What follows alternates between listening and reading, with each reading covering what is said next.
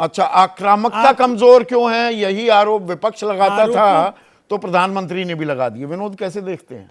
ये चुनावी खेल है। देखिए, है तो पूरा चुनावी खेल। हाँ। लेकिन जहां तक आक्रामकता की बात है, तो मुझे आपने भी दिखाया कि कल तक राहुल गांधी ने झारखंड की सभा में अडानी का नाम लेकर के उन पर हमला किया। तो वो तो राजीव रंजन जी के बगल का राज्य है, खुद जो है इस बात को समझ सकते हैं।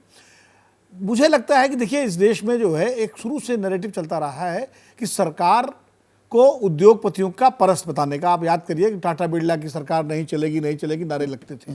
और 1989 का चुनाव तो जो आज जिस तरह अडानी को केंद्र में रख के लड़ा गया, उससे 1989 में जब विश्वनाथ प्रताप सिंह ने राजीव गांधी से अलग हुए थे, तो धीरू भाई अंबानी को उन्होंने निशाने पर लिया था। और पूरा विपक्ष उस वक्त जो है अंबानी समूह को निशाने पर ले रहा था, जैसे आज अडानी समूह को लिया जाता है।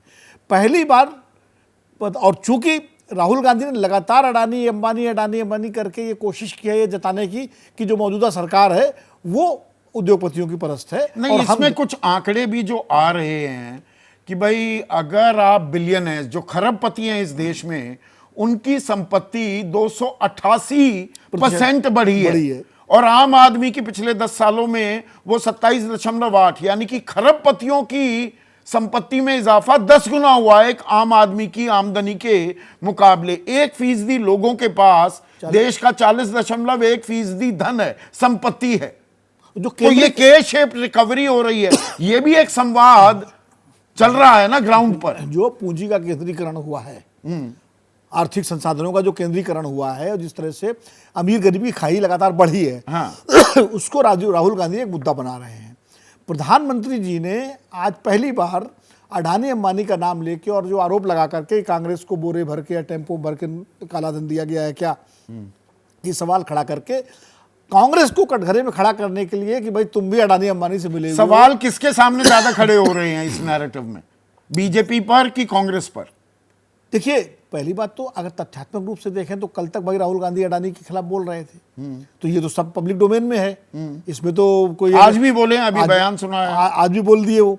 तो अब वो बात तो मतलब जो है कि बिल्कुल वो चुप है, नहीं बोल रहे हैं, तो ये बात तो सामने आ गई।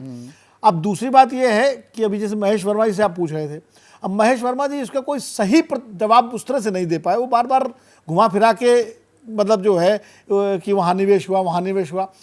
और राजीव रंजन जी की दिक्कत मैं समझ सकता हूँ, क्योंकि वो पहले वो भी वही बोलते थे जो आज कांग्रेस के लोग बोल रहे हैं, आज उधर हैं, तो उनकी मजबूरी है वो करना, बचाव करना।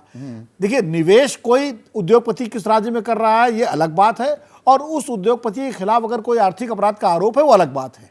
ये दोनों अलग अलग चीजें हैं। आप किसी नहीं, इसमें कई कड़ियां जुड़ जाती है ना। आप मामला ईडी सीबीआई का भी आता है, अगर काले धन का लेन देन हो रहा है, कोई मोल भाव हो रहा है, चुनाव में सौदेबाजी हो रही है, बोरे भर के पैसे जा रहे हैं, तो ईडी और सीबीआई हरकत में क्यों नहीं आ रही हैं? ये तो केंद्रीय जांच एजेंसियां हैं। इसमें विपक्ष का ये आरोप कि भ्रष्टाचार के खिलाफ लड़ाई नहीं, ये तो अत्याचार हम पर किया जा रहा है। फिर इसमें इलेक्टोरल बॉन्ड्स की बात भी जुड़ जाती है।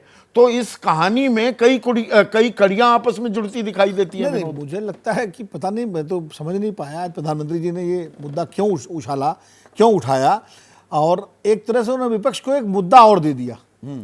मुद्दा यही दे दिया कि जब उन्होंने, चूंकि वो देश के प्रधानमंत्री हैं, जब वो कुछ भी बोलते हैं तो उसका एक मतलब होता है। कोई भी प्रधानमंत्री जब देश का बोलता है तो उसका मतलब होता है, और उसको गंभीरता से लिया जाता है, लिया भी जाना चाहिए। तो मुझे लगता है विपक्ष को ये मुद्दा मिल गया है, जैसे आप कह रहे हैं कि भाई अगर इतना काला धन का लेन देन हुआ है तो आप ईडी और सीबीआई भेजिए।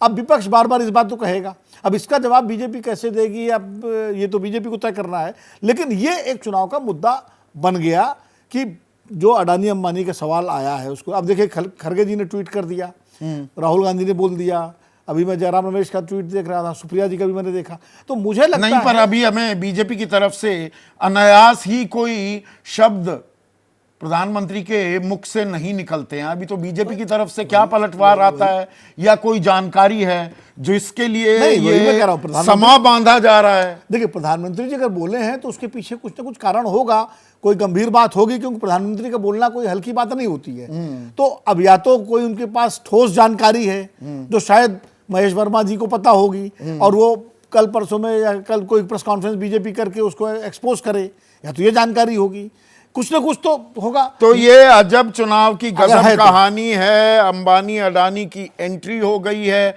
इसमें काला धन भी है, इसमें सौदेबाजी भी है, नोटों के बोरे भी हैं। अब ये आरोप और इस मुद्दे की गूंज कितने दिन सुनाई देती है, और इसमें अभी और कुछ भी सामने आना बाकी है क्या, इसका इंतजार करेंगे।